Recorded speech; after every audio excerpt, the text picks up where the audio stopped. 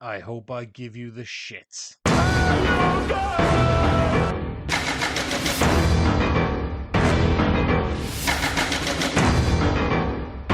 Welcome to You Guys Podcast. I'm Rob, that's Liam, and this week we watched Dog Soldiers, a film that doesn't ease you in, doesn't hold your hand, and absolutely does not apologise. It throws you straight into the Scottish Highlands with a squad of British soldiers who swear like it's an Olympic sport and fight werewolves like they're trying to win a pub argument with claws. These soldiers are the most aggressively British unit ever put on screen. They're not just battling werewolves, they're battling the weather, the terrain, their own digestive systems, and the crushing realisation that they're trapped in a horror film with the budget of a student project and the attitude of a Saturday night punch-up.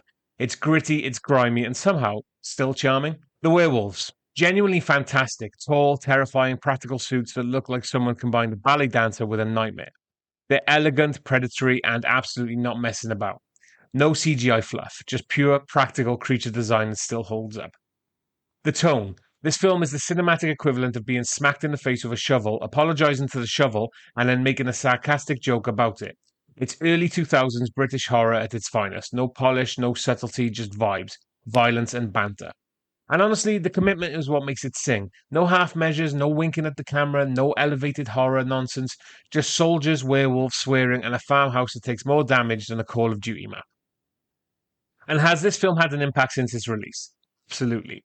It became a cult classic almost instantly, the kind of film horror fans recommended with a grin because they know exactly what kind of chaos you're about to experience. It launched Neil Marshall's career, influenced a wave of practical effects driven creature features, and proved that British horror could be loud, funny, and feral without losing its bite. But Liam, I'm no expert, and I may just be stating the obvious, but I don't think that stew was pork. I don't think that stew was pork either, to be honest. I mean, long pig, maybe? Yeah, maybe a touch of the long pig in that stew. Yeah. This was an interesting movie to go back to, wasn't it? Because kind of like when we went back and revisited 28 Days Later, it's not aged quite as much of that. Specifically, not that 28 Days Later isn't a fantastic movie, but because of the way they shot it, it can't be basically upgraded because of the cameras that they shot it on. So it still looks, it couldn't look any more 2001 if it tried. This, for the most part, is kind of timeless. There's a few hints. I actually think the score is a little bit clumsy. Yeah. And there are a few hints at the somewhat limited budget. But for the most part, because of the setting, because of the surroundings, you're up in the wilderness in Scotland. And, believe me, I've been up there. It's the one place in the UK where this could feasibly happen. I think she mentioned at one point the barn is 4 hours drive away from Fort William. I mean, I call bullshit on that one. I mean, when you find out that she's part of the team and she's like part of the werewolves, it's absolutely fine. But I call bullshit. You can't be 4 hours away from anywhere in the UK. Honestly, the one place you might is up in North Scotland. So when you go up to North Scotland, basically you go as far as Inverness. Yeah. And then once you get to Inverness, the rest, you think, oh, well, I'm like halfway up to the north coast of Scotland now. It can't take that long. But the rest of it is you're just driving around lochs. There's no more like major cities or big towns. There's basically fuck all until you get to the north of the country. And Fort Williams is over to the west. So that's like the kind of gateway up towards like Glencoe and the Isle of Skye and stuff. But if you were up in like the far northeast of the country, it's just like it takes ages to get anywhere. And it's like I said, the only time when I've been in the UK when I'm just like, oh, I am out of the way here. Because I remember we almost ran out of petrol driving over to Skye once. So I was just like, there's nothing here. There's fuck all here. And if we don't hit a petrol station, we are just going to be abandoned. I agree it takes ages to get anywhere. I'm not denying that. Just it is 4 hours is a push. I'm sorry. 4 hours No, is a push. it is. It feels extreme. It's the one place in the country where it's conceivable the 4 hours is still a complete push. Do you know what this film led me to want more than anything else? More Sean Pertwee in my life. I need more Sean Pertwee. Like that dude is just having, like, if you think about any of the things, even when he played Alfred in Gotham, that guy's just having fun. He knows he's chancing it, and absolutely, he's got on nepotism because of John Pertwee. Great, fine, he got into because of that, but he's absolutely held his own. I love him. I totally forgot that John Pertwee was his father. So John Pertwee is most famously Doctor Who, isn't it? Doctor Who, yeah, for us, yeah. And I just totally forgot that he was his son. But yeah, Sean Pertwee's fantastic in this movie as Sergeant Wells. However, I do actually think the person who steals this film is Kevin McKidd as Private Cooper. He to really the point does. Where I was just like, dude puts this movie on his back and goes it like he has just got movie star vibes all the way through this. to the point where I was like, if I was watching this for the first time today, if this was, say, released yesterday, I was watching this, I was like, that guy is going to be a fucking movie star. And don't get me wrong, he's gone on to have like a perfectly decent career. Like, for us in the UK, most people know him as Tommy from Trainspotting before this. Yeah. But, you think, oh, this is going to be his breakout role. This film did pretty well. And, he's gone on, he's been in Grey's Anatomy. He was in like the Percy Jackson movies. He's had a good career. But based on this performance, I'm just like, why wasn't he a bigger star, man? I know. He's so good in this film. Let me ask you how you would have felt if the plans would have fallen through for the alternative casting. Because Kevin McKidd was always going to be Cooper, but he broke his ankle or damaged a rib or he did something. He didn't want to tell Neil Marshall in fear of being recast. But the pain got too much, so he had to tell him. And lo and behold, Neil Marshall said, well, we can't do it without you. So they actually hired Jason Statham. Yeah. Which I mean, you mentioned in the intro just how fucking British this movie is. Yeah. I mean, this movie could easily be called just British, the movie. There are stretches of this film where all I hear is something football, something slag.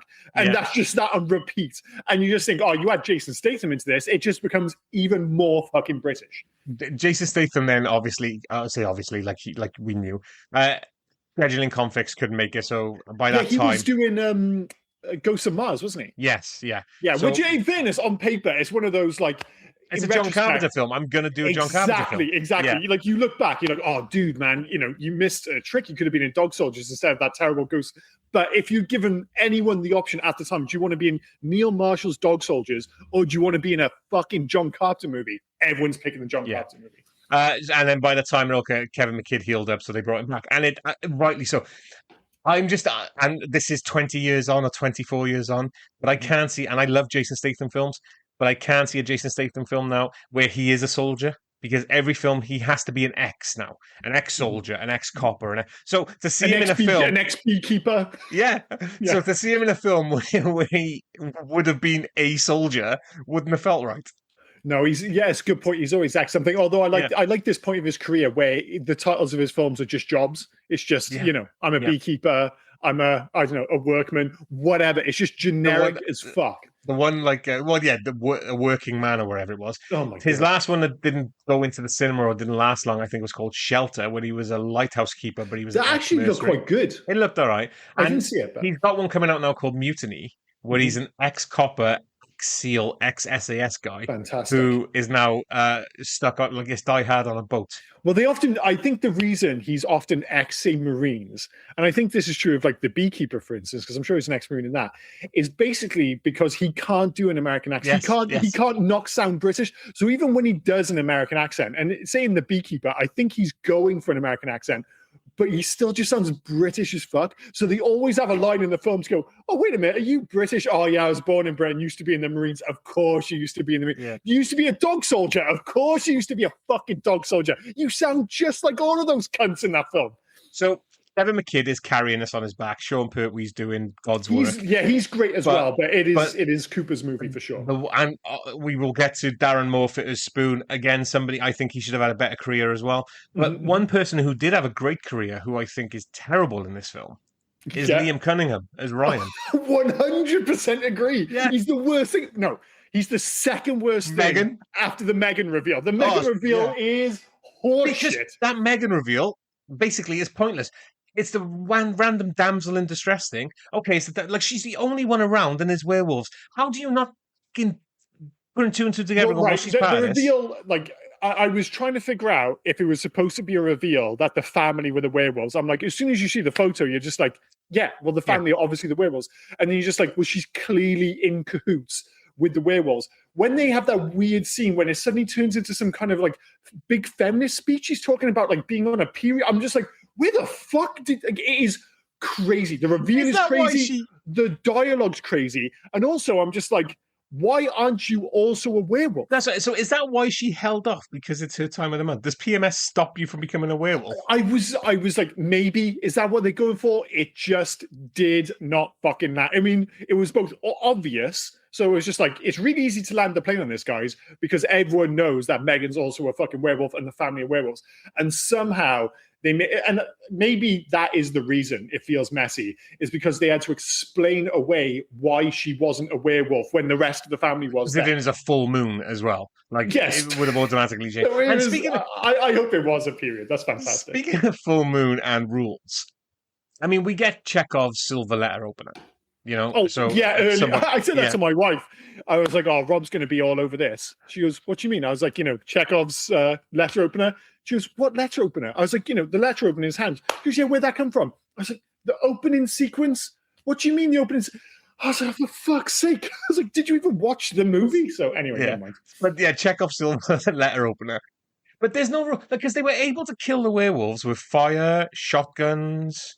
Well, I'm assuming they killed the werewolves. They killed Megan pretty good, shot her in the head, which because she was on the turn. I'm wondering, but see again, I don't know if you're talking about being a werewolf exactly. Or being on a period. Oh, she's on the turn. She's on the turn, guys. Ryan gets taken out with a silver letter opener. So is there? But he really gets killed with a bullet to the head, doesn't he? So they really explain the rule. They never have the Shaun of the Dead TV moment with remove the head or destroy the brain. I feel like they needed to kind of lay out the rules. Yeah, maybe I'm missing a trick. And this is one of the sorry.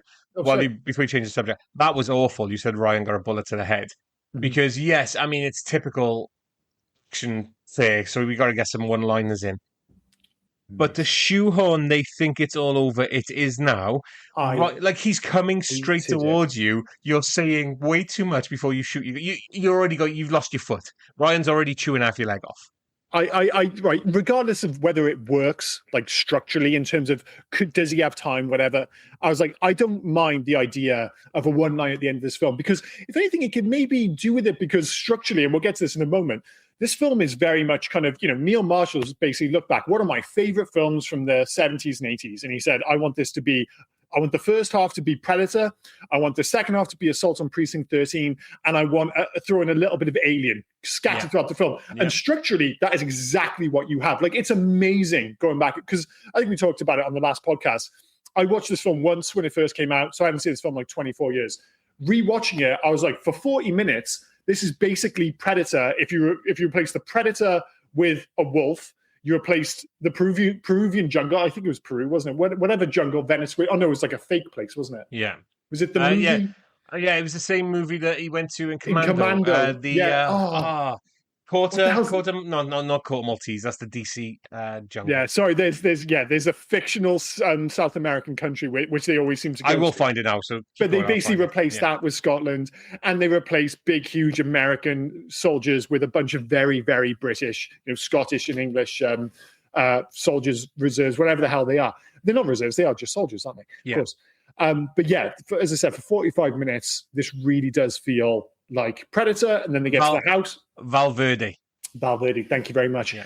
And then, as I said, it really does become Assault on Precinct 13 after that. And I quite like it. Neil Marshall is fully aware that he's working within the confines of genre tropes. He's trying to do something, despite the fact that it all feels very familiar, something quite new in the realm of werewolf movies. And that is the thing. I say that with very little confidence because I was like, oh, well, where does this rank on like the greatest ever werewolf movies? And if I take, because I like usually my go-to in terms of like having similar tastes to myself, Empire is usually a pretty good, port of call for me. So I was like, all right, what are the 10 greatest werewolf films? Oh. And I quickly realized I have not seen enough werewolf movies. So at number 10, there's Wolf, the Jack Nicholson one, directed by Mike Nichols. Never seen that. Number 9 was Brotherhood of the Wolf, which I've just got it in my head that you love that film. I don't love that film. I enjoy that film, but I argue that that's not really a werewolf. I don't remember them being werewolves in that. They were just men who had suits. I don't know. I can't remember. I've seen it once. I'm exactly the same as you. I've seen that film, and around the time it came out, and I was just like, I can't remember it being a werewolf film, but it's on the list, so I'm going to believe them. Number 8 is Curse of the Werewolf. That's a Hammer movie from 1961. I've never seen that. Number 7, Werewolves Within. The Josh Rubens kind of small town horror comedy. Yeah, that's the one with Sam. Yeah. Yeah, I can't remember his second name. I think you should leave.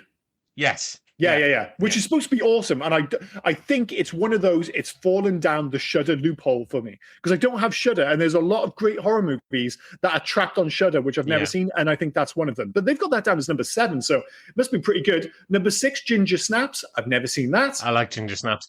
I didn't like Ginger Snaps 2, Ginger Snaps Back, or Ginger Snaps 3, but it just sounds like a biscuit to me. And number 5 is Dog Soldiers, which actually feels about right to me. I mean, despite the fact I've not seen these other films.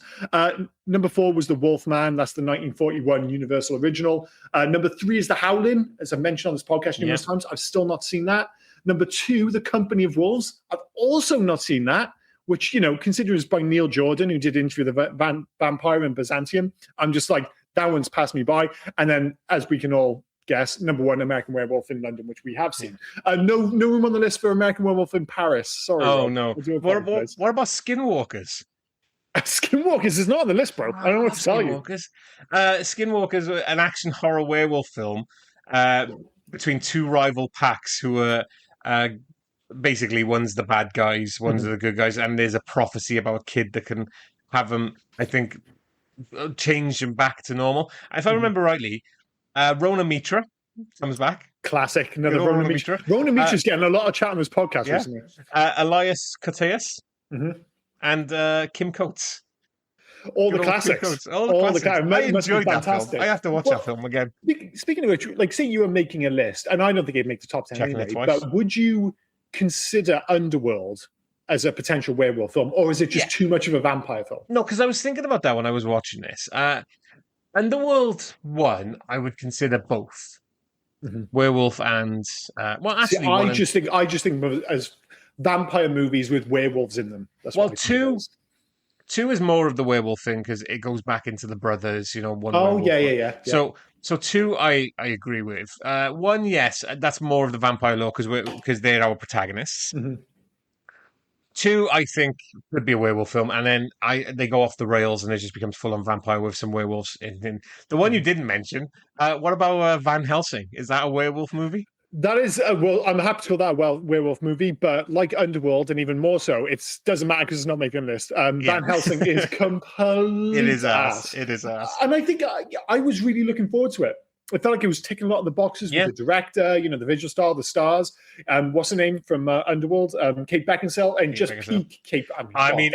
Basically, they said, look, Kate Beckinsale did really good in leather or pleather or whatever she was wearing. Let's do it again, but make it. She did really good. She did really good in leather, bro. That feels like I'm talking to my wife about it. No, she did really good in leather. Really good in leather.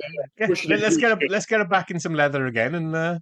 She looks great. The movie's terrible. But coming back to this film, I mean, I think, despite the fact that we've already picked some holes in it, it seems to be we're on the same kind of page that we both like this film. Yeah. I mean, for you, 20, 22, 24 years. For me, because I caught it late, 20 years. So about 20, 21 years since I... So, yeah, but I still enjoyed the rewatch again. One of my major criticisms, beyond that terrible final line, is the fact that, did you feel like this film was a bit too long? Because I know it's only an hour and 45, but this film, everything about it screamed it should have been 90 minutes. Do you know what you could make it how you could have made it shorter? Get rid of Megan, maybe. Get rid of fucking Joe. Get rid of Joe. Yeah, fair enough. Oh my god, mate! If you're gonna moan one more time about the fucking football, just fuck off. In fairness, sorry, I think we got derailed when you mentioned the fact that, and we keep talking about things we don't like about this film, but it is probably worth going back to Liam Cunningham as. Sergeant Ryan. And Liam Cunningham is a really good actor, really likable screen presence. He is so buffoonishly evil in this film that it's just like, it feels like he's just from a different film, from a completely different film. He's a soldier. Like, why is he pretending to be the main villain, the big bad? Like, I really didn't. Right? Like, the whole thing, shoot the dog at the beginning. What are you in Kingsman? Fucking get over yourself. I think it might legitimately be the earliest dog murder in movie history. I haven't checked the list. I don't know if I want to Google films where they killed the dog. I mean, what about Old Yeller? It feels early doors, man. Old Yeller is probably the earliest one. They killed Old Yeller. Yeah, but they kill Old Yeller inside of, like, I don't know, a minute and a half? Oh, I thought you meant earliest as in... No, I mean, a movie opens and ostensibly the first thing you see is a dude shoot a dog. And you're like, God damn, dude. Yeah. That is, because regardless, look at all the people who die afterwards. That doesn't matter. That's why, you think of... what's his name? The guy who does all the big Roland Emmerich did it to great effect in like 2012, and he did the same in Independence Day. You're having there's a scene where you are literally watching thousands upon thousands of people die, and you cheer because a dog survives. But of course, if the dog dies, everyone bursts into tears. So it's almost irrelevant that people die, or Sean Pertwee is sitting there with his guts hanging out halfway through the movie. It's actually much earlier than that. The fact that they kill a dog within the first 2 minutes of the film is a bold statement. And as I said, does he need to be that evil? Liam Cunningham's character, and like you say, buffoonish as well. Like, if he's the leader, I can see why they are the worst SAS squad in the world, special forces, wherever they're meant to be. They didn't get a shot off. They literally say as well, when they check all the ammunition, nobody got a shot off. This elite unit did not get a shot off. And they knew what they were going up against. So exactly. They were absolutely... Basically, all I can think with Sergeant Ryan is that, because I've already mentioned that this is clearly, got more than a bit of Predator, Assault Precinct 13 and Aliens, is he's decided Sean Pertwee's character... Sorry, not Sean Pertwee. Liam Cunningham's character is going to be his Burke. Yeah. But Burke is actually surprisingly layered. I don't think he's the worst guy. He's just a bit of a sniveling toad. So, when he has that turn, not only does it kind of feel like it both comes out of nowhere and is understandable, it's, he's actually a surprisingly nuanced character, whereas Ryan is just so one note. Burke is the quintessential company man, ladder climber. Exactly. He'll do anything as long as it means climbing that corporate ladder. Yeah. So, okay, it's fine. I'm on your side, but if your side then defers from me climbing this ladder, I will lock a woman and a child in a room. Yeah, but at the same time, you can imagine if you went for like a fucking beer with him, he might be all right. Yeah, he might be all right. If you were just talking about, whereas there's no world where Ryan's anything other than a dick. You know why I think it was as well with Liam Cunningham? Is because he was putting on an accent. I don't fucking like him with putting on the accent. I'm like, no, mate, just be yourself. Just it's be strange. yourself. It's strange. But we alluded to, obviously, the other films, but... for Neil Marshall, is this your favorite Neil Marshall film? Because we've talked about it a few times on this podcast in the past. Neil Marshall's got this really weird IMDb where... Before you go into the IMDb, I won't take no bullshit. I argue, yes, this is probably my favorite Neil Marshall film. Mm-hmm. And I'm going to, because I can see the smile on your face. You're going after Doomsday again, aren't you?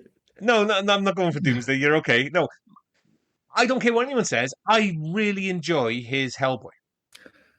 Oh, I wanted to like it so much. I don't hate Hellboy. Like, I hated, like, Doomsday was a massive disappointment. Hellboy, I just think it was such a shame because I thought they got the casting spot on with Hellboy, and I thought they got the tone. It didn't work for me. But it's not a hill I'm going to die on. No, I wasn't as massive a fan of The Descent as you are. For me, I believe because easily his best film. It was too. I'm not disagreeing. Yeah, it's fair. Too dark for me. It's super. I mean, it might have the darkest ending of any film ever. I think to the point where they actually changed the ending for America. Not the dark. Not dark as in, oh my god, that was as in literal. Put some fucking light on. It is. There is spelunking, so it is shot primarily in caves. It took me ages to fucking concentrate. It was like watching the final battle scene of Game of Thrones, where for some reason all the lights were turned off. Which one did he do, Neil Marshall? Was it Battle of the Bastards? I think he's done a few Game of Thrones episodes. I'm sure he directed a couple. But in terms of movies, he's had such a weird career because he honestly comes out the gate hot. He makes Dog Soldiers. Sorry, Blackwater and The Watchers on the Wall. My apologies. Yeah, okay. So he comes out hot with this film, this kind of breakout indie hit. Hot on the heels, let's be clear, this film probably got made because of 28 Days Later. 28 Days Later, low budget, high concept, turns into this massive hit, and then I say, we'll try that with Werewolves. And obviously this it's not big in the same way 20 Days Later was, but it certainly did well. That led to The Descent, which was critically celebrated. And then you get Doomsday, which is a great idea on paper, but was massively disappointing. You get Hellboy, which I appreciate. I still enjoy it. You're a fan of, but I think most people agree what didn't live up to expectations. Then there was Centurion, though, was decent. And Centurion was all right, yeah. Then there was that movie, I never saw it, but the reviews were terrible, for The Reckoning in 2020.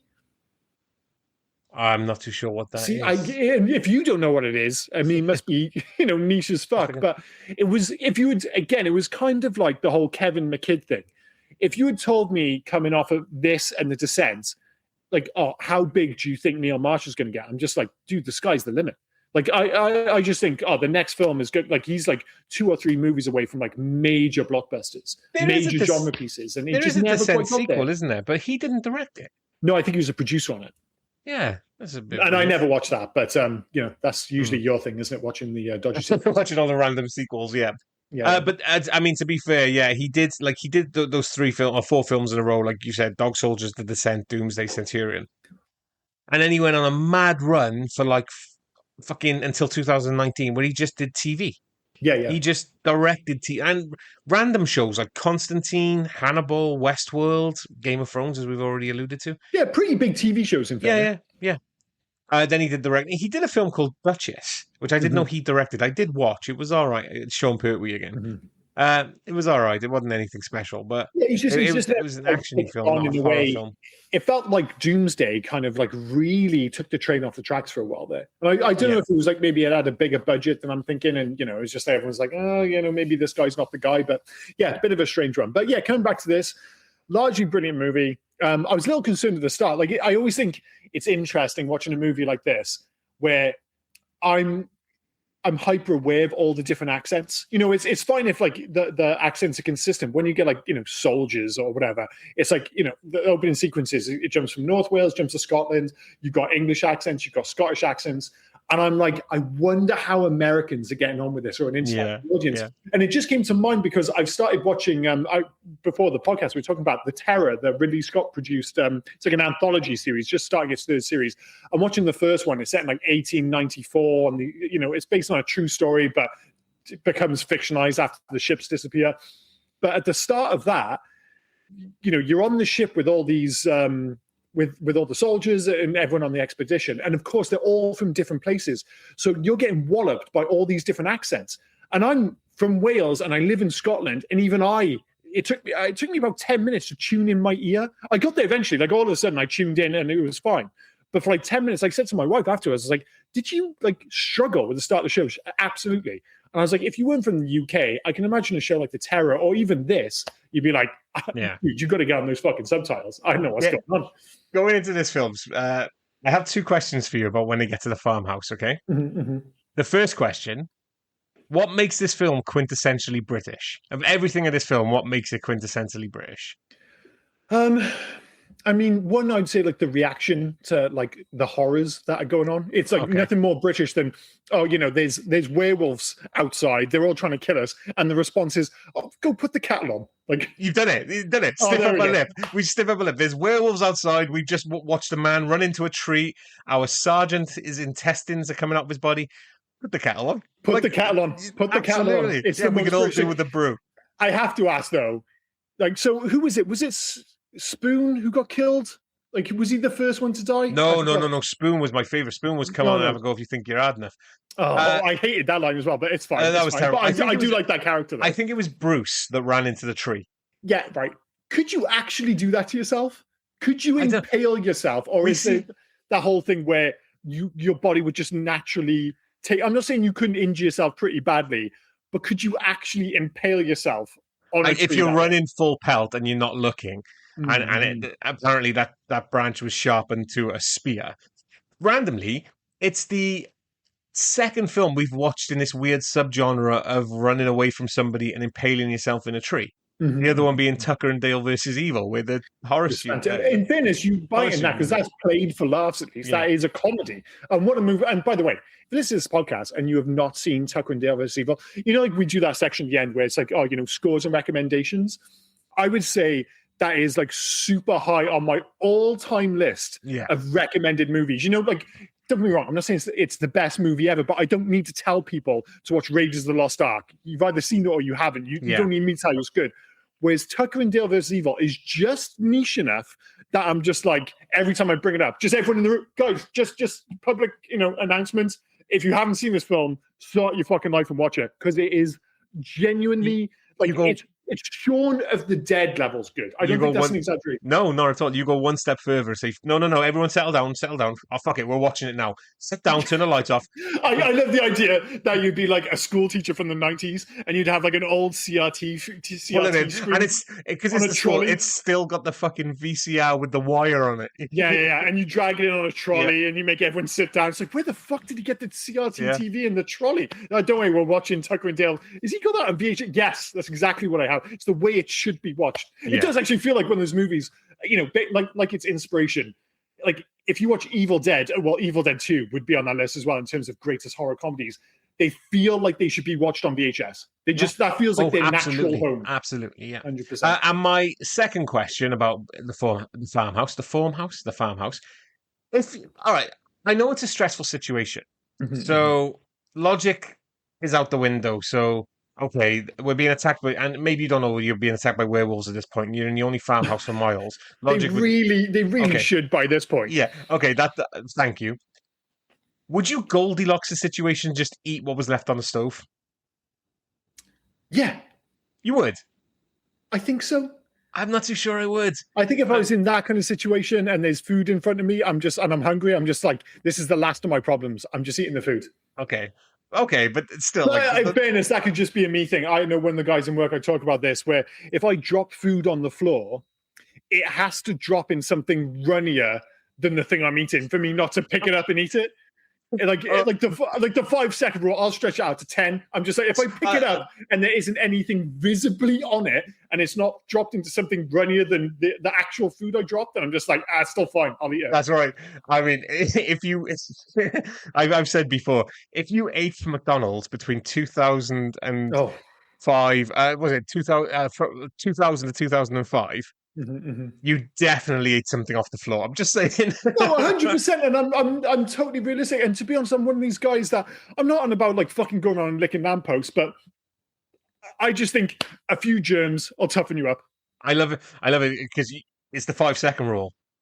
But it's okay to switch to the 10 second rule if you haven't made it in time. It depends what the food is as well. If I've just bought like a fucking pizza and I drop the pizza on the floor, I'm like, it can sit there for a while before I'd be like, I'm still eating that. I paid good money for that goddamn pizza. You wake up the next morning with a kebab on your chest and you're going, breakfast in bed. Oh, Jesus. I mean, no. I mean, that is one of the things you cannot eat the night out. One of my friends did that. We're on like a weekend away with all the guys. Basically, it's like, because we're all married now, we have to have random weekends away because we can't rely on anyone getting, married anymore, any of that nonsense. We're waiting for divorces at this point. So like, we'll just go away. And one of the guys, we're all like sharing a house together, and he reheats kebab in the morning. And this is when everyone's like completely fucked from the night before. Everyone's hungover to shit, and he reheats his kebab, and I was just, and it absolutely fucking stank. And then it's like I'd spent, because I'm one of these like clean freak things. Yeah. I got up early. I'd like tidied everything up. I tidied the kitchen, tidied the living room, and I don't know, maybe my brain has exaggerated it, but when he decided it was indeed gross after just filling the whole house with like overnight kebab smell, he basically just threw it at the wall. I was just like, dude, that wasn't even close to the fucking bin. Absolute disgrace. The only thing worse than that, and worse than a fucking war crime, is the prick who heats his fucking fish up in the office microwave. Unforgivable. Who you think people, you like, who does that anymore? People do it. Yeah. People actually walk through the office, you're like, I can smell fish. What the fuck? It's like taking a fucking a piece of cod to the cinema. It's insanity. I know. But this is the same friend, and he actually listens to this podcast quite often. So I won't name names, and I feel like I'm picking on him. But he told me that he went into the cinema with a McDonald's. I already know who this is. Yeah, well, it doesn't matter. But would you go to the cinema with a McDonald's?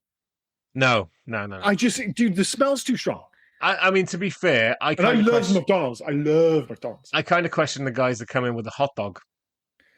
But the only thing with that, I totally know where you're coming from, but it's just one of those weird things where it's become accepted. It's like, yes, the hot dog has a distinct smell, and I've never been, as much as I love hot dogs and I love going to the cinema for that reason. Never put 2 and 2. Yeah, I did it once. Because I was just like, I have to try it once because I've never had a hot dog in the cinema, and I had it, and I was very aware, but it was like quiet, so it was okay. But I'm aware of the whole smell thing. I mean, a cinema trip these days is completely different to when I was a kid growing up, where you have the popcorn, you take your own sweets in, you like smuggle your own pack of Maltesers. I always do that. Yeah, no, I do that now. Yeah, yeah. I've always done that. But what I'm saying is it's different then because now people are buying their food, but they're also buying their bottles of beer, fucking chicken nuggets, chicken strips. Yeah, it's a bit extreme, to be honest. I'm Like not sure about all that. then nachos have, and there's fucking popcorn now. I went to the cinema to watch Mortal Kombat 2 the other day. My friend bought popcorn. It says, "Do you want toppers? What the fuck's a topper? Oh, you can have a butter topper or fucking M&Ms or Maltese. What the fuck is going on here now?" Yeah, there's a lot going on, a lot of choice. I mean, like I said, to be honest, but I think people mean whatever they want. It just don't bring stinky food in. It's exactly the same as the office thing. Just don't eat stinky food at your desk. Don't take stinky food into smart. Anyways, besides the point, I'm a bit of a. We have totally gone off track. All of this because I asked, "Would you eat the pork pork in commas?" I still don't know. And again, that whole hint. Oh, it could be pork. Oh, dude, you're eating people. Soylent Green is people. It's people. Yeah. I wonder if I'd be that upset at the end of the film if I was the one to survive, and then I was just like, it came to that realization I probably ate people. I'm like, I'd probably get over it. He's got more fucking.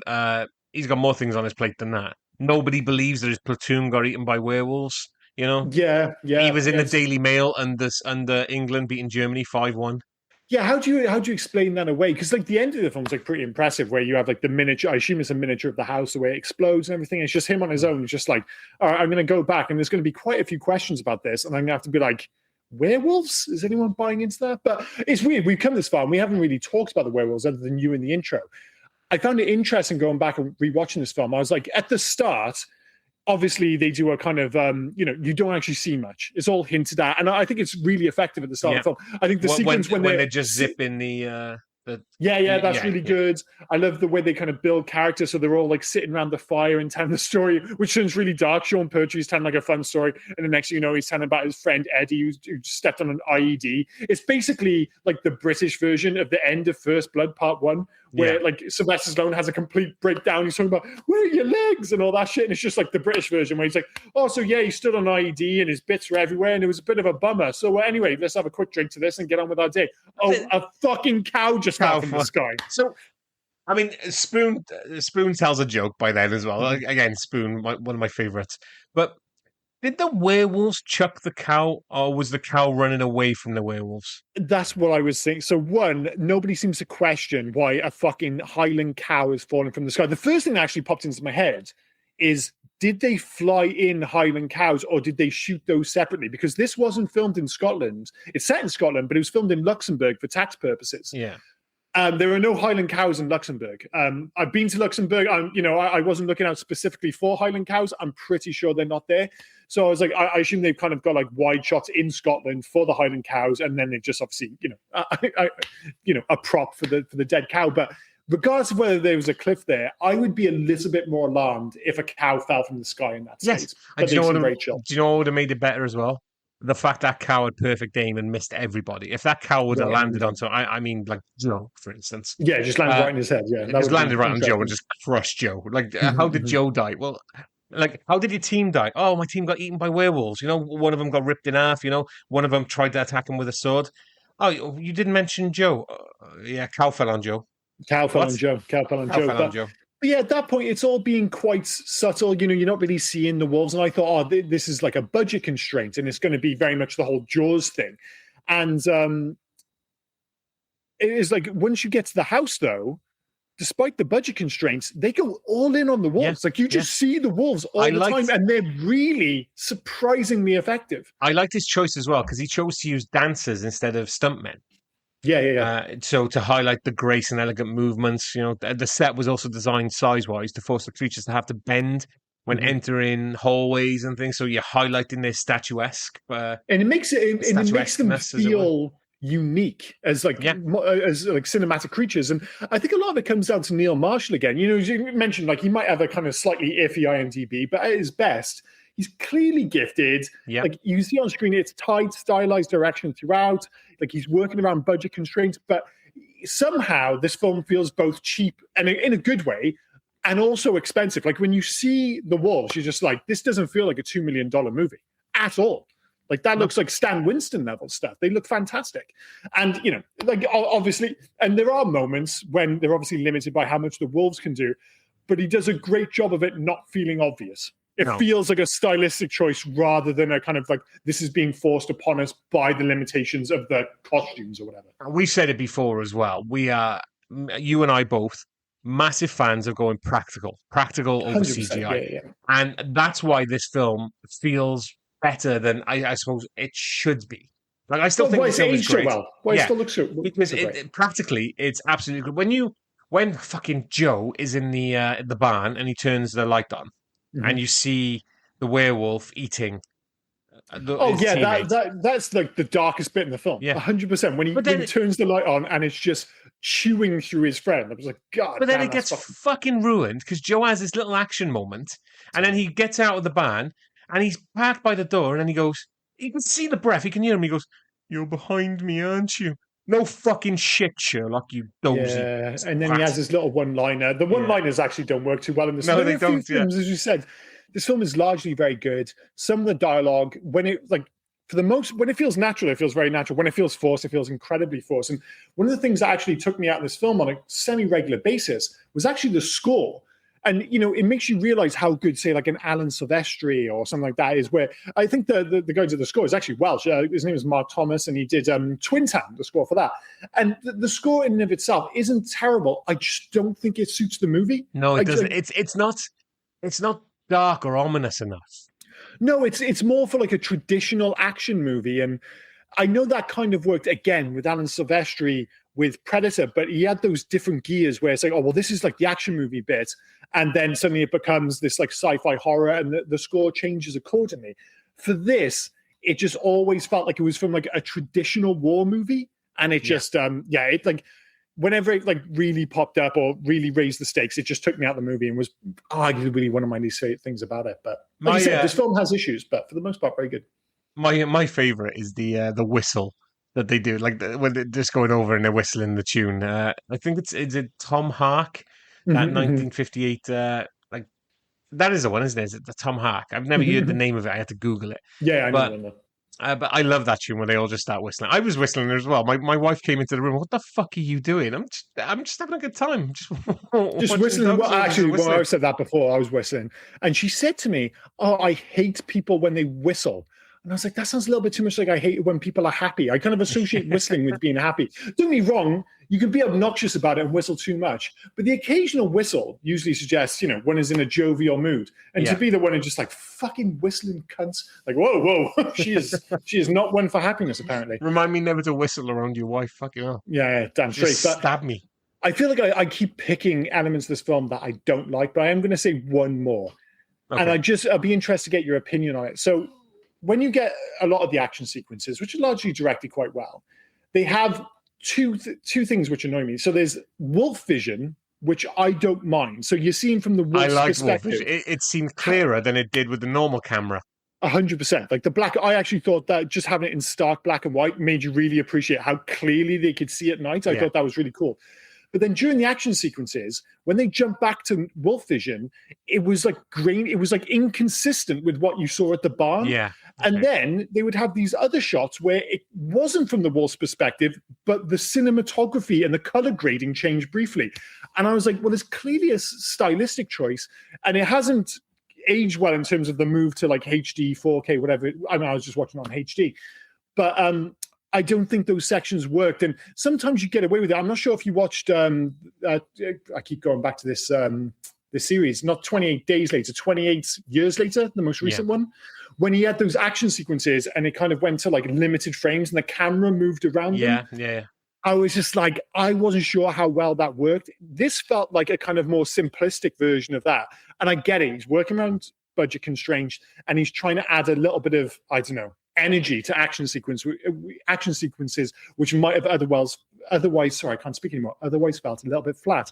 They just didn't work for me, and I think they actually aged the movie a little bit. So I didn't trip up as much on that. I did notice it, but it didn't really trip me up. I dealt with it, kind of thing. Not saying that. Well, no, it's interesting to say that, because what took me out of those action sequences was deciding to do shaky cam every now and then.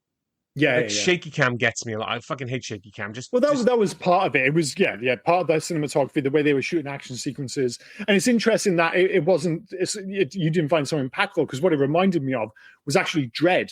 Yeah. The Carl Urban one. And I remember when we did that for the podcast, I had real issue with like a handful of action sequences where all of a sudden the way it was shot, it almost felt like it was shot on a different camera, and it felt like it was suddenly like a handheld camera. So not only was the movement unique, but the actual quality of the image was, I'm not sure if it was changed or reduced, but it totally took me out the movie. And this felt like it had a similar impact on me. But I think in both cases, you're a lot warmer, say, to the unique. Yeah, but I mean, from what we've learned in regards to doing this podcast is the way we look at these different kind of films. Like you definitely hold the title for looking at like the technical aspects of it all, the way the cameras are, the shots, and I mean, you said names of shots, I haven't got a clue. I just how did they make me feel on camera? So it's kind of like, listen, I'm a vibes guy. I'm a fucking. Yeah, how did it absolutely. make me feel? Well, I would ask you, how does it make you feel when Sergeant Wells's guts were on the outside, for instance? Like, was that funny or was that like? I think there are a few things more disturbing in a movie than when you see a guy who's still alive and his guts are on the outside. I was just like you said earlier, in terms of like how effective practical effects are when you see it, and it could just be sausages and all sorts. I was just like, man, that is so fucked up. It looked really good when they were on the outside. Like it looked effective, should we say? Pertwee sells it so well. Pertwee selling it like, and when they get into the farmhouse and he's been wrapped up with a bandage, and the dog is chewing the bandage. Yeah.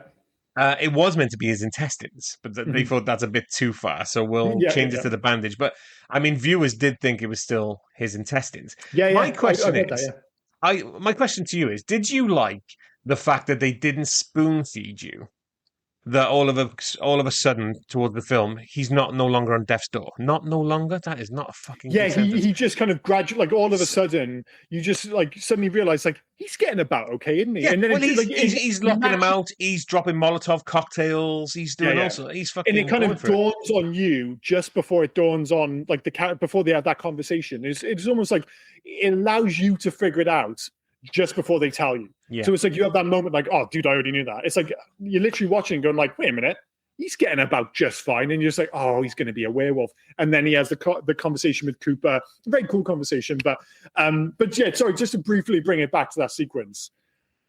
And one of my favorite scenes in the movie is when they're basically doing the kind of the surgery on him. The kind of, I have a question about that as well. I think it is legitimately one of the best drunk sequences in cinema history. If anyone's getting an Oscar for this film, I think Pertwee should get it for his take on just being absolutely pissed. Because so many times in movies, it's happened in a million movies before where somebody gets injured and like, oh, we have to cut him open, or we have to take a bullet out or whatever. So we're like, oh, we'll give him some booze to get him pissed, and then we'll take it out.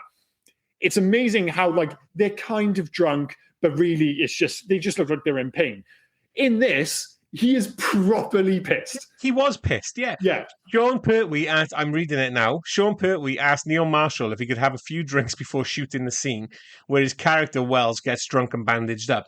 The director said yes, and then he said, I don't know how many a few was, but it's way more authentic drunk acting than you often get in movies, so I was happy with that. That dude took out a bottle of Jack, didn't he? That's what it felt like. It's one of those ones where you're just like, if you told me he legitimately drank a bottle of Jack and then shot that scene, I'd totally believe you. Yeah. And what I loved even more than that was when he was in a real state and he goes, fucking knock me out. And there's no like big thing about, oh, I can't do that. He just immediately goes, all right, fucking punches him. Of course he doesn't knock him out with the first punch. He's like, you motherfucker. And he punches him again. I was like, yeah, love this scene. Again, Kevin McKidd accidentally hit him, but he was so drunk he didn't feel it. So he went again. So that was it. Yeah. It felt so authentic. I totally believe that he might have just his stomach hanging out and then he was completely pissed in that sequence. I thought it was absolutely wonderful. But yeah, to bring it back to your point, the way they did that slow reveal was wonderfully dealt with. I'm glad we brought up that scene because I wanted to ask, did I get my knowledge of superglue being developed in Vietnam for soldiers from this film, or is it true? Because I'm going to go with yes. I have told people for the last 20 years that it was developed in the Vietnam War. Back in 2002, most of us didn't have the internet. Like, I didn't have the internet at home. Some people had the internet, but this was at the tail end of that period where if you watch something in a movie and they sold it as fact, I'd be just like, I guess that's true then. I've got no way of double checking this. I'm not going to pull up the fucking encyclopedia. I don't have a fucking super glue expert. I'm just like, I guess that's correct. Yeah. Nowadays, you can just Google it. But right up until around this movie, you just see it in the film and go, yeah, sure. Yeah, I'll run with that for the rest of my life. I have literally run with that for the rest of my life. Whenever we talk about super glue and like it sticks your hands together, I say, yeah, well, it was developed to stick soldiers' wounds together. Because I know that fact, but now I'm thinking I've got that fact from this film and it may not be true. I'm still going to use it. I'm still using that fact till the day I die. It's like telling my kid as we're driving. Whenever me and my kid are driving anywhere, I turn around to him and go, there used to be fields. Yes, Dad, you told me. And that used to be fields. And I'm thinking, fuck me, I've turned into my father. I don't know how many times he tells me that there used to be marshlands where we used to live. Sometimes I think I'd say it just and have nothing to back it up. I'm not even sure if they're fields. But at some point, I'm just like, they were probably fields. But yeah, you get to a certain age when all of a sudden you're just like, you want to start pointing out what used to be fields. It's just, you've been around long enough to know that there used to be fields there, and you just have to tell someone. And I don't want anyone to correct me about the fields. And if I've been telling everyone for the past quarter of a century that super glue was used in the Vietnam War to, put together wounds, I have no interest in Googling it to find out if I'm true. Still not going to Google it. I'm just telling people until the day I die. Let them Google it. The last thing I'm going to see, if I reach my deathbed and they go, have you got any last words? I'm going to go, do you know super glue was invented in the Vietnam War? And then just before someone can Google it and tell you you're wrong, you just pass away. Yeah, that's the way to go. When we do finally get to like the big house battle, so when the wolves attack the house, and I love the fact that the house is lit like Kevin Costner in Prince of Thieves. I don't know where that lighting is coming behind it, but it makes it look very cool, just like in Prince of Thieves. I love the fact that it gets like a near perfect balance between action and comedy. Like, that's the point when it's like there are genuine laughs to be had in those sequences. And I think it kind of like luxuriates, should we say, in the absurdity of the circumstances. So there's a couple of like attacks where they put their hands through and they try spoons come. Are you talking a full-on battle where the end battle? The first time that there's like a proper attack from the wolves and they're basically like, they've got their full set of ammunition and they're just fighting them. Yeah, because I like the last battle where where Conroy loses Wells. Cooper loses Wells. Kevin McKidd loses Sean Pertwee. And he goes, "Where are you, Wells? Where are you?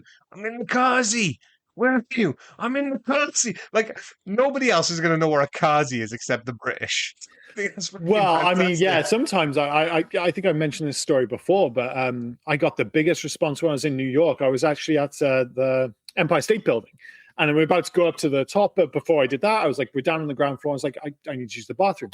So I went up to one of the ladies and I was just like, could you just point me in the way of the bathroom? Didn't think anything of it. She fucking exploded. She's like, oh my God, he called it the bathroom. Just like, okay, the toilet, I guess. Jesus Christ. Can you imagine if you said shitter? Oh, the Kazi. What the fuck is the Kazi? I mean, you and toilets, mind. Like when we went on my stag do and you managed to break the fucking toilet seat. I still don't know how you did that. Dude, I got a reputation for that. Like in work, I don't know if I just got a big ass or something. I don't feel like I have. I mean, I weigh a fair amount. I'm a large guy, but I kept breaking toilet seats in the office. It was just bizarre. It's like you can't stay still. Like you're turning corners on the toilet seat. You just snapped it off. I don't know what the hell I'm up to. But yeah, like you say, like the horror remains, despite the fact that it all goes a little bit, I guess for like a better term, like Home Alone towards the end. They set traps, and well, they haven't really set traps. Nobody got to use the sword as much either. No, I was slightly disappointed by that because they do the big reveal with the sword. And of course, you have that one moment when he cuts the wolf's arm off. But I really thought there was going to be a man and sword versus wolf showdown. Yes. Especially, I was like, why wasn't that the final showdown? Who keeps a sword in a coffee table? Scottish people. Okay, that's fine. Next time I come up to visit you, show me your sword. Of course. Euphemism, wow. And I know, right? Why keep it that sharp? Like it didn't even that was one swing. That was like you're the fucking Highlander, and this is your holiday home. Yeah, it is silly that there is a sword there, but because it's so awesome, we all just kind of accept it and go, "Cool, they're going to fight with the sword," and then it just kind of falls a little bit flat. There's the cool sequence at the end. Now that's with the knife, isn't it? Where he's trying to kill him with a knife, and he's kind of like. It's going through his teeth and stuff. So it's not the knife. He's got him onto a pipe, hasn't he? So Ryan's on a pipe, and he's grabbed Cooper's head, and he's purred in. And do you know, I absolutely hate metal scraping sounds. It goes through me. Oh, you don't want it on your teeth then? when the teeth was, oh my God, I was like, fuck, this is the worst thing in the movie. It was terrible for me. Forget about Sean Pertwee's guts being on the outside. Yeah. This is the worst for sure. Who keeps bones in their closet as well? What I was trying to figure out, was that a visual joke? The whole skeletons in the closet thing is like, was that intended as a joke? That, and when they got through, when they shot the hole and they got down to the bottom and they went spoon, there is no spoon. Fucking Matrix comment or what? That had to be a Matrix comment. It was a Matrix. It had to be. There is no spoon. Mm-hmm. I mean, I like Spoon this film, but I really didn't like the whole come and have a go if you think. It's that whole, what we were talking about earlier, just Britain, the movie, like come and have a go if you think about it's. I think it's because I went to, it was a wedding, and as part of the wedding, they took us to Murrayfield, and it was awesome. Yeah. We went to Murrayfield, and we all had our suits on, and we had the pitch to ourselves, and you could just walk out onto the pitch and have the photos and stuff. And the mother of the bride got really pissed. She tried tackling you. No, she just went out and she was trying to get everyone to chant, and she was doing the whole "come and have a go if you think you're hard enough." And then she did one of my least favorite chants: "Oggy, Oggy, Oggy, Oggy." As soon as I hear Oggy, Oggy, Oggy, I just want to jump out of the fucking window. So I can't. I have to finish it. Oh, I have to just leave. I fucking hate Oggy, Oggy, Oggy. And it just all feels that kind of lame British banter. So I wasn't mad. But then it's followed up by, let's be clear, a fist fight with a werewolf. Yeah. So it's a completely ludicrous sequence. So again, I wasn't sure how far they were leaning into the knowing comedy of that sequence, or they just thought it would be cool if he had a fist fight with, and like you said, at the start of the film, these are werewolves which single-handedly took out an entire special ops platoon without being able to take off a shot. And now you've got Spoon, he's taking one on, like eventually he loses, but has a pretty decent fight with gave him a go. Yeah, I mean, the werewolf, if the werewolf would have survived, you would have remembered that. Remember that little dude that actually like, broke a tooth? I mean, he was obsessed with it as well. He was loving it. Like, he mentioned in Rourke's Drift and Zulu, and probably not the best thing to mention. I mean, he could have mentioned Assault on Precinct 13, if you said, but he's talking about Rourke's, because it's, again, essentially British. We were British soldiers, And Joe, the chat's incredible. I mean, well, some of it is like made up Britishness at some point, and maybe I'm wrong, but it felt like they were trying to introduce the term "this is so bone." To the world, and I'm just like, that's never been a thing. No one's ever said this is so bone. Unless I was trying to think that was their version of like FUBAR. Well, I wondered if it was a soldier thing or something, but I've never heard it. No, I've never heard it. But going back to him, like one about Rourke's Drift as well. Joe did my Sweden in this film, like I've already said, but he did say when he just looked at Spoon and he went, "You're bloody loving this, aren't you?" I like the idea that he was like a bit of a psycho, and that he's just kind of like, this is fucking awesome, I get to fight werewolves. But then coming back to that, it feels like they take so long. Like at one point they literally have the conversation where it's just like, so it's like a wolf, but it's not a wolf, but it's also a man. It feels like everyone's seen them and no one's willing to say, yeah, a fucking werewolf, dude. I was starting to think that this was like one of those zombie movies where the concept of zombies doesn't exist in popular culture. Yeah. So they have to kind of talk around it. I thought it was like they were being so dumb about it. I thought, oh, maybe werewolves don't exist in this universe. And this is like the first interaction. But they actually say werewolves later. And I'm just like, guys, I know you kind of don't want to believe, but at some point you just have to go, well, they're a giant, like, and they're not even solid. It's not like you say in other movies where it's running around on 4 legs. These fuckers are cutting about on 2 feet, and they're about 8 foot tall. It's like, dude, they're werewolves. They're werewolves. Let's stop fucking around. I mean, as soon as you see them and you're running away from them, one of them is getting impaled on a branch. It's werewolves. I'm sorry. It's like if you put us in a movie and you see somebody slow shuffling towards you with their arms outstretched. Well, we're about to fight some zombies. Of course. If there's a fucking dog wolf canine thing on hind legs, it's a werewolf. It's no other explanation. No, really isn't. Really isn't. Do you have anything else to add before we move on to favorite scene? No, mate. I pretty much covered everything. I don't even think we've covered half of this film, but I've covered everything we need to cover. Yeah. I feel like we've had too many kind of like we've just talked about random shit a little bit too much. So I'm sure I have missed a few things, and I apologize for massive fans of this movie. But eventually, we do need to move on. Although I little mention for the closing credits, all the way through the film, I thought, God, they're making a big deal of the camera. like with the Flash. Yes. I'm not even sure if anyone really explained the fact that werewolves don't like the Flash on cameras, but it was cool that there was a payoff narratively at the end where you get to see that explains the whole Cooper thing. What does he do at the end of the film? He's got the camera with the pictures, doesn't he? So okay, fair enough. So that makes it a little bit better. Anyway, on to favorite scene. Well, for me then, it was the kitchen fight. Mm-hmm. The kitchen fight is pure chaos in the best way. Pans flying, werewolves smashing through doors, soldiers desperately improvising weapons like they're auditioning for Ready, Steady, Cook, the Apocalypse Edition. It's frantic, funny, brutal, and perfectly captures the film's "we're all going to die, but let's have a laugh first" energy. Again, quintessentially British. If we're gonna do it, we're gonna have a crack doing it. And I know I spoke Irish, but we are gonna have a crack doing it. No. I think you actually might be right, but I'm going to pick the aforementioned drunk poetry sequence. That was my second one. I just genuinely like it could have been either of the attacks on the house. I think they're both fantastic, but the drunk sequence with poetry I think is genuinely brilliant. And when he punches him in the face and has to punch him twice to knock him out, I just like totally sold it. So yeah, that's my favorite scene in the film. Yeah. Do you have any Rob's takes for this film? I only had one. I've mentioned it already, but I'll double down on it. It's Joe and the football. If Joe mentioned the football one more fucking time, I was going to scream. Oh no, dude, they totally leaned into it too much. Like there were times when it felt almost like a little, in fairness, Ted Lasso's not as bad at it, but like a little bit like an American was directing a film about British people. And this is how British people talk, right? And Neil Marshall's obviously very British. There were just times when it bordered on like just being try hard. And the football sequences with Joe in particular were the worst of the bunch. So I totally agree with you. Yeah. Oscar season, in which we hand out 3 Oscars and 3 Razzies in categories of our choosing. The Oscar for surprisingly brilliant physical effects for low-budget horror goes to this film. I really should have checked out who actually created the physical effects, which is a complete oversight on my part, but they're absolutely brilliant. The Oscar for leading man, who probably deserved a slightly better career, goes to Kevin McKidd as Cooper, as we mentioned earlier. Actually, like we mentioned about like shooting around certain limitations. It was like when you finally got the transformation sequence with Ryan, who we all knew was going to turn into a werewolf, obviously, and they knew they weren't going to be able to match. The standard, even to this day, remains American Werewolf in London, and that was like 1980.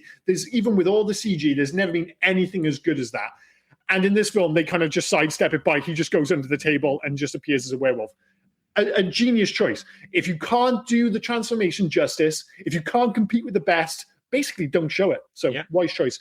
And third and final, the Oscar for best drunk sequence in a movie goes to Sean Pertwee. Yeah, I've already mentioned that, but I had to give him a shot for the Oscars as well.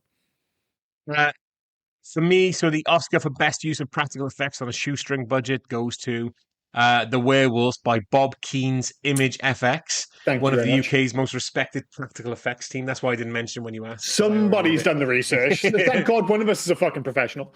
I mean, they're tall, terrifying, and still some of the best practical werewolves ever put on screen. Without question. They're genuinely that good. The Oscar for the best swearing in a horror film goes to the entire squad. No one swears like a British soldier being hunted by werewolves. It's pure poetry. Yeah. And wonder how many are there many C bombs in this film? I don't think. I was thinking. I don't think there was one. No, they were just. They loved the F bomb. Yeah. I was just suddenly thinking. I'm not sure if there was a C bomb in this entire movie. And the Oscar for the best actor who was clearly really drunk for his scene goes to Sean Pertwee. When he was drunk before the super glue, he really was. Honestly, it only made the scene more iconic. Yeah, absolutely fantastic. The Razzie for worst twist goes to the Megan reveal. We knew it was coming, and the way they dealt with it was fucking horrible. Easily the worst part of the film, beyond maybe the last line, but I'll get to that in a second. 2, the Razzie for worst last line in an otherwise great movie goes to They Think It's All Over. Genuinely hated it. Yeah. The Razzie for Try Hard Football Banter goes to Chris Robson as Private. Is it Kirkley? Is that his name? Joe Kirkley, is that his name? I didn't get his second name. I've written it down as Kirkley rather than Joe, but yeah, it is Joe. So, I'm going to sneak in one more. The Razzie for clownishly evil character goes to Liam Cunningham as Captain Ryan. Just so evil. Unnecessarily evil as well. For a soldier, like you totally just you want to capture a werewolf. That's fine, but. It was almost like they realized it's just like, dude, he shot a dog, and like there's no redeeming qualities to that. So it's just they kept doubling down on it over and over. The Razzie for the worst camping trip ever goes to the squad. They came for training. They got mauled by werewolves. Classic British holiday. The Razzie for the worst damsel in distress is Megan. I mean, how can you clearly not know she's in on it? The red flags were practically doing semaphore. I wrote semaphore down. I don't know what that means, but okay. And the Razzie for the worst squad of special soldiers goes to Ryan's team. For an elite unit, they get absolutely annihilated in record time. Zero tactical awareness, zero survival instinct, zero chance. Yeah, considering they're all like dog killing motherfuckers, absolutely useless. Yeah. Any alternative titles to this film? I always forget to load this up as soon as I've done my last Razzie, but so Brazil was hunting dogs. No, doesn't really No. work. Greece was full moon. That's okay. Hungary was demonic warriors. No, doesn't work. Latvia was warrior dogs. Feels a little too literal. Yeah, Poland was army of wolves. I quite like that one. That's not bad. Yeah. Portugal, killer wolves. Taiwan, shining warrior. No, sounds like a samurai film. Yeah, no, that was it really. I think we'll stick with dog soldiers. Pretty good title, actually, in fairness. Especially with the whole dog thing. It feels like, they tried to force some kind of like narrative connection to the movie with the dog being killed. And then later on, you think Ryan's going to kill the other dog and all this other nonsense. But it is what it is. Still a cool title. Any facts of this film? Other than the ones we've already covered, of course. Yeah, we've covered quite a few. So I'm not going to go too deep into it. But the badge they all wear on their shoulders is a wolf's head with a spear through it. Marshall designed it and points it out as it's not easy to spot. Oh, that's cool. One of the soldiers in this movie is called Bruce Campbell, a reference to Evil Dead. Nice. Bruce Campbell is the actor who portrayed its hero Ash, and the film seems to have partially inspired the plot of Dog Soldiers. There's similarities for sure. When Cooper is telling his squad mates the story of the missing campers, he mentions that the disappearances have been blamed on an escaped lunatic. This is another nod to an American Werewolf in London, in which the villagers use the exact same phrase to describe Jack and David's attacker. That's cool. I didn't notice that. That was cool. The insurance did not cover the actors jumping out of the helicopter early in the film, as most of the crew were ex-army. They jumped out of it instead. The crew also doubled up as Sergeant Wells soldiers for some of the tabbing shots. That's cool. Sergeant Wells' surname is only mentioned once in the film. His first name, Harry, is never mentioned at all. I believe his middle name was G, H.G. Wells. One of Neil Marshall's favorite writers. But you can see, like, it's not exactly, Quentin Tarantino stuff, but he's more than happy to put his inspirations in the film. Like, structurally, you can very much see the inspirations. And then, as you mentioned there with the facts, those other little nods and Easter eggs are kind of scattered throughout the movie, which I always quite appreciate, as long as they're not too obvious, which obviously they aren't in this instance. The photo Sergeant Wells' wife is Neil Marshall's sister. Oh, cool. Cooper mentions the Beast of Bodmin Moor, which in British folklore is a phantom wildcat purported to live in Cornwall, England, United Kingdom, which became a centre of purported sightings after 1970. I don't even know if I'm saying that word right, but purported. There you go. There we go. With occasional reports of mutilated, slain livestock, the alleged panther-like cat of the same region came to be popularly known as the Beast of Bodmin Moor. Oh, very cool. Do you know what? Yeah, no, there's fucking loads for this. But we've done quite a few during the film anyway, so yeah. I know we always just pick a few, don't we? In terms of making a change, if you can only make one change to make this movie better, we could mention the whole British banter thing and the musical score. For me, it really, because those are all just nitpicks, just to be clear, in a movie I otherwise really enjoyed. It's 15 minutes too long. It's just 15 minutes too long. Yeah. And my wife even said when she watched, she goes, like, that felt long. And I was like, it's weird. Like, it's not a massively long, like an hour and 45 minutes isn't outrageous for a movie. But it's one of those films where you just feel like it should have been a little bit leaner. If it had come in at 90 minutes, I just feel like it would have been a better movie. There's not like an obvious bit you can cut out. I just feel like, you could have streamlined a few bits, get this close to 90 minutes. I think it's a better movie. For me, it was have the squad know what they're up against. Instead of being tricked into thinking this is just a training exercise, have the squad sent to investigate something genuinely wrong. Let them know they're hunting something, maybe even rumors of a creature, but still be completely outmatched when the werewolves show up. I think it keeps the tension, raises the stakes, and makes their panic feel earned rather than clueless. Well, the thing is, right, I don't mind them not knowing at the start because you need that clash against, Sergeant Ryan's kind of crew who all obviously know what they're going for.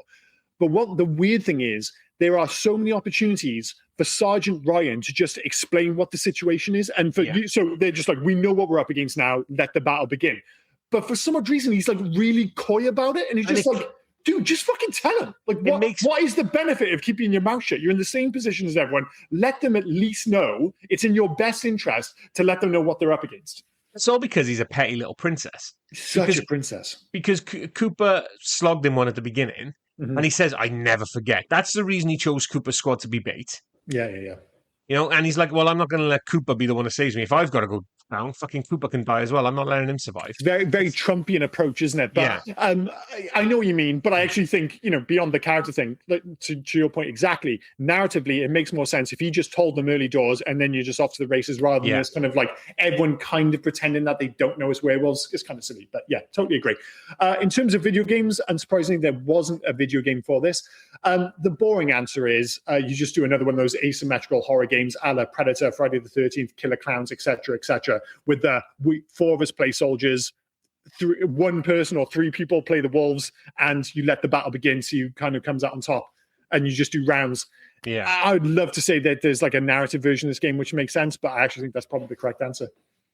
So for me, I went a little bit left field. Left 4 Dead.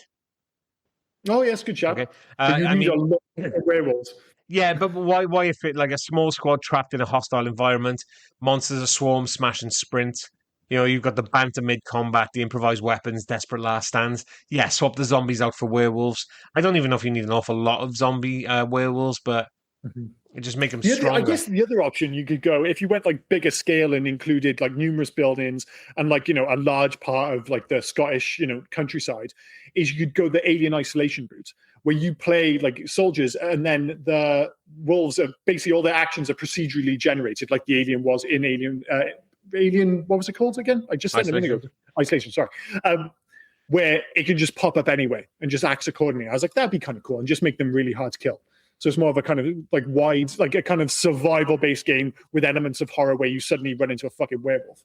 I had an honorable mention, which was Hunt Showdown 1896. Yeah, I played first-person extraction shooter by Crytek, wasn't it? Yeah, it's and it's the kind of it's like forest battles, isn't it? So you're in a forest, you're being hunted. Yeah. So and you kind of have to escape. Yeah, that's not a bad idea. Basically, we've just named like 7 different versions of this game. So I know, which is unusual for us. We usually latch on to one. I'm not good. I actually think sensibly the asymmetrical one is probably the answer, but I don't actually enjoy those games. So I think we'll go with the Hunt version. I think that's a good shout because extraction shooters are all the rage at the moment. And I like the idea that you go in and maybe, because actually it would work for this, because it's the whole player versus enemy. So it's your group, it's another squad, like Ryan's squad, and you're kind of half competing against them, and there are also fucking werewolves cutting around, and you have to get to the extraction before anyone else and kind of prove werewolves are real or whatever. So we'll go with that, yeah? Yeah, sounds good. Seems fair enough. IMDb, so this is where we take a random 10-star and 1-star review. Before that, I try and guess how many written reviews there are for this film. This feels like a tricky one, man. I've lost all concept of how much of a cult film this actually is. I couldn't believe how many reviews there were for it. Let's just say that. Okay. I'll guess 422 then. 702. What? And to be honest, if you hadn't said that, I would have guessed much lower than 400. So yeah, would have never got there in a million years. That's outrageous. How many of those are 10-star? Fuck, man. I think a lot of them, like 100? Oh, 144. I'll take that. Right, so this one was written in July of 2006, titled A Classic Howler. I thoroughly enjoyed this movie. Unlike most horror movies that involve military elements, it does not make them out to be the bad guys. There is a conspiracy, but it is not a government level. No, yes, it is. They said it kind of is. Yeah. The perpetrator seems to be a bit more of a rogue who pulled a fast one on both his superiors and subordinates. This is not an effects-driven movie with no plot, with a lot of pointless gore to make up for it. This movie definitely deserves a full 10. No major plot holes, no the end finish, no pointless story elements, no exaggerated acting. Somehow this movie had a believable quality to it. I recommend this movie to all viewers, horror fans or not. I hope the upcoming sequel does not ruin the greatness of the original. Is there a sequel to this? There's not, but this one was written in 2006. I think we've skipped sequels, haven't we? So we need to go back to sequels, remakes. Do we? Yeah, sorry. That's right. Let's finish this off and then we'll do it. Right, cool. My apologies. That's right. 1 stars? Not as many. I don't think there's going to be many at all. 17? 29. Not too far off. Right, so this one was written in 2003. Titled, Look, Cow Just Fell from the Sky. Yeah, it's a good start. Oh, well, let's go to bed and think about it in the morning. Rubbish. Rubbish acting, rubbish effects, actors you want to slap, Not scary, no thought in the storyline whatsoever, not even funny bad, just bad. Doesn't deserve the title B movie. The fact we as a nation can appreciate a movie like this above The Hole, for example, proves we don't deserve to have a film industry. What a bizarre take. Yeah. The Hole, I wasn't expecting The Hole to get a shout, but I mean, I like The Hole, but Jesus Christ, that seems like an odd one. Of all the things to come, like, that's the bar, The Hole, the decidedly 3-star hole. Very strange. Yeah. That was it. That was it. I found it was just absolutely insane. Usually we do our own scores and recommendations, but obviously missed Hope to the Future, remake, sequel, Let It Die, Leave Well Alone. This one's easy for me. Leave Well Alone. I know we kind of lose the fact that maybe there was going to be a sequel. It does not need a sequel. It feels totally like a one and done. And I don't think it should be Let It Die. We've already mentioned the fact that for the most part, it's aged pretty well. There are a few moments, as I said, with the score, the occasional bit of camera work where you're like, oh yeah, we are in the early 2000s, but for the most part, this totally works in 2026. So Leave Well Alone as far as I'm concerned. So the real answer, yes, is Leave Well Alone. Absolutely. But when they were talking about the sequel, then I would have taken it as long as they didn't go down the 28 weeks later route. Okay? Yeah. So the sequel was was being set up to be Ryan's team and now werewolves. They've all been turned because they're out in the wilderness, they've been attacked. Oh, I see. So Ryan's team become werewolves. But because obviously they have special forces knowledge, they're a bit harder to kill. I like that idea. Super zombies. Yeah, I like that idea. But it went a bit much. Then when they said the soldiers sent in to take them are an elite American, like sort of like Navy SEALs or whatever. And Navy SEALs versus Scottish. 28 werewolves. weeks later, you've already the Americans cave in to save us. That's fine. But I would have taken it, and it's nothing against the Americans or the super soldiers or anything like that. It's the fact that this was a British film. If you're going to do a sequel, have it be a British sequel. Have Ryan come back in. Have Cooper come back in. You totally want Cooper back to lead the team. Basically, you want it to be the whole aliens thing, where somebody says, "Listen, like nobody's believed like Cooper, basically," but then someone comes up and they know he's telling the truth, and we're like, you've dealt with these before. We need someone to go in who's got like previous knowledge, and it's the whole Ripley and Aliens when he gets talked into against his will to lead in a squad of all new soldiers who go out, and suddenly instead of like 3 wolves who live in a cabin, it's like 5 ex-Navy special forces wolves who've got machine guns. That actually sounds kind of cool.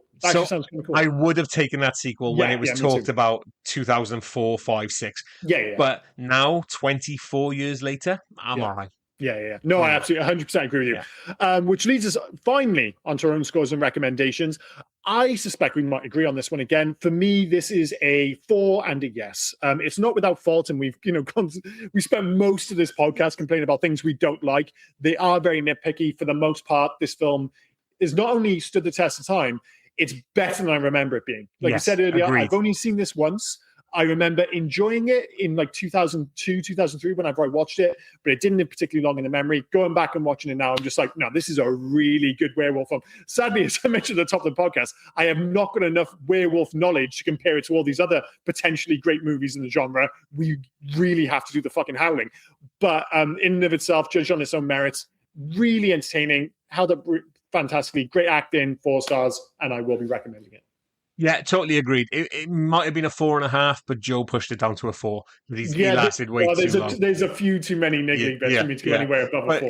It's definitely a 4, and yes, a complete recommend from me as well. I think it's and like I said, this is my only my ever second time watching this, and it was a great rewatch. So absolutely. Yeah. No, like you said, plenty of cons, but the pros totally outweigh the cons when it comes to this film. So, 4 stars and yes from the both of us. So that's been 2002's Dog Soldiers. Next week is my choice. The year is 1990. 1990. And I'm not going to give you the director or the star because you get those straight away. So if you need another clue, I'm going to go a little bit left field. Yeah. So a couple of weeks ago, we covered a film which felt like we should have covered it age ago. It was like basically First Blood Part 2. It's just like, it felt like we had to do that to kind of complete a set. This is very much completing a set. Okay, so we've done 1 or 2 of the other films in the past. We have. Okay, but it's too early. 1990 seems too early for Lethal Weapon 2.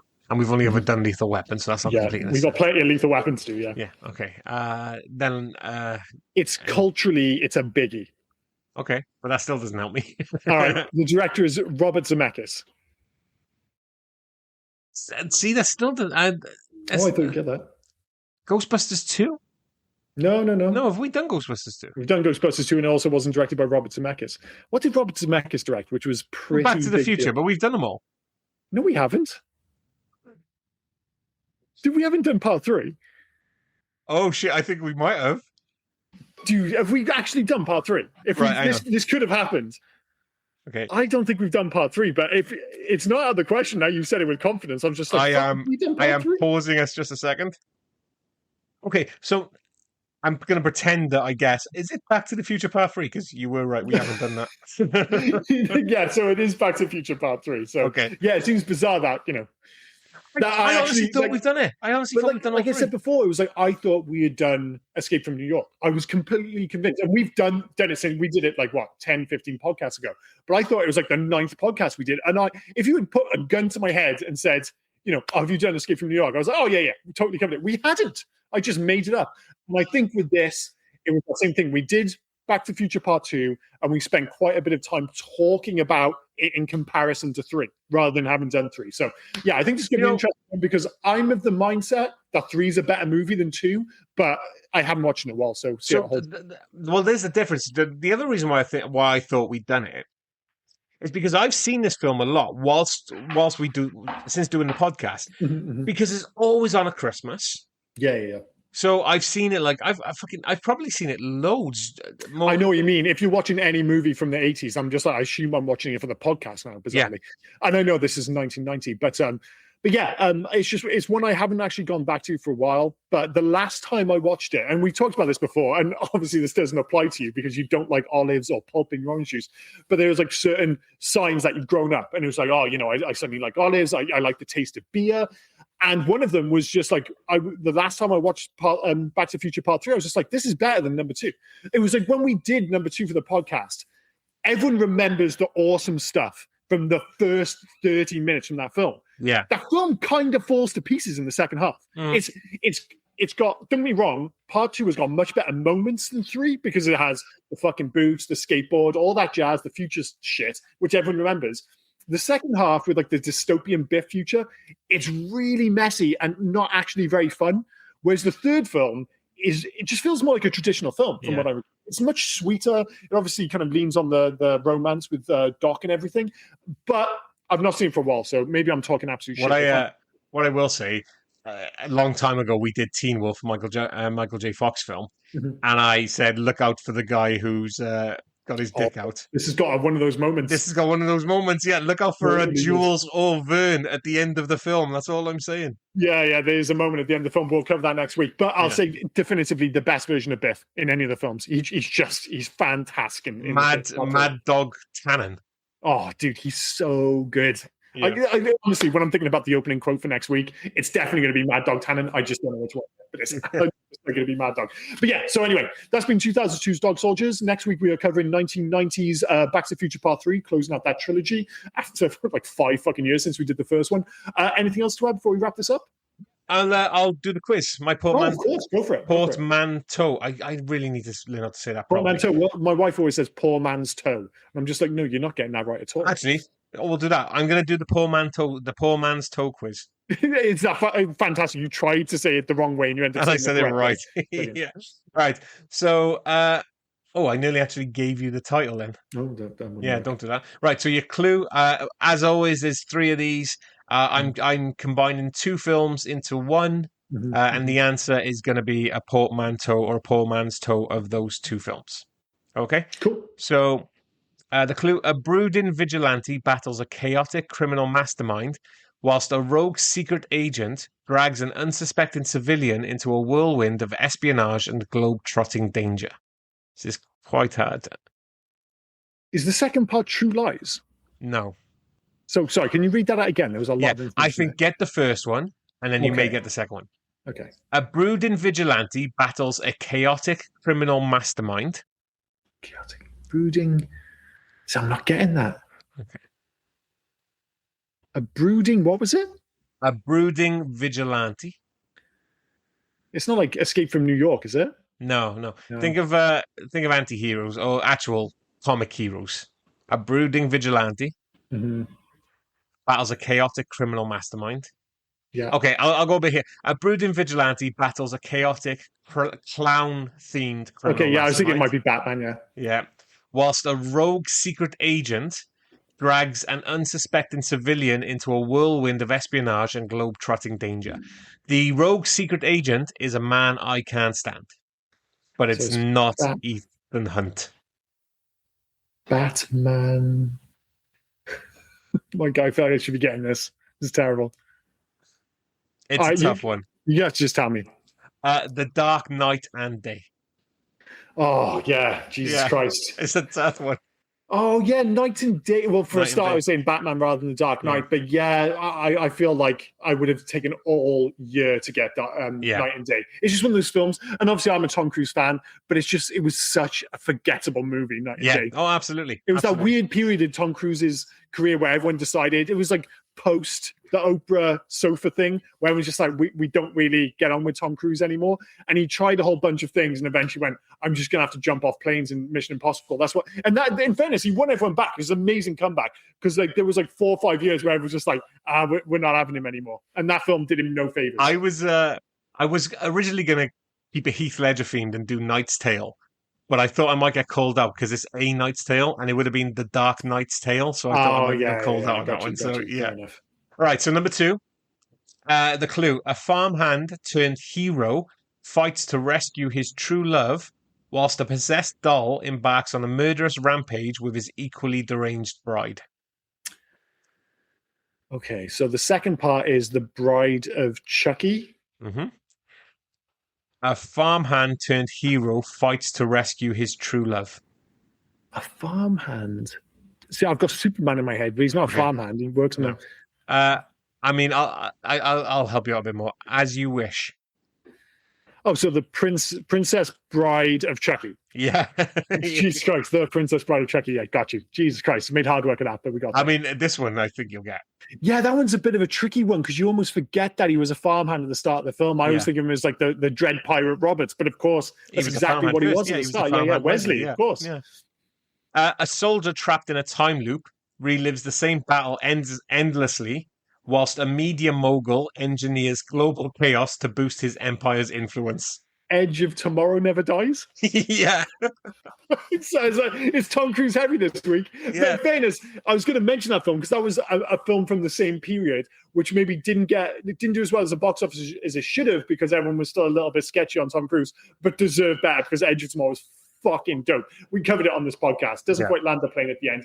But and yet Tomorrow Never Dies is an interesting one. It's by default the second best Pierce Brosnan Bond film, but that's only because the 3 and 4 are complete cobblers. It's basically GoldenEye, a pretty big gap, Tomorrow Never Dies, a pretty big gap, The World Is Not Enough, a massive fuck-off gap, and then what is it?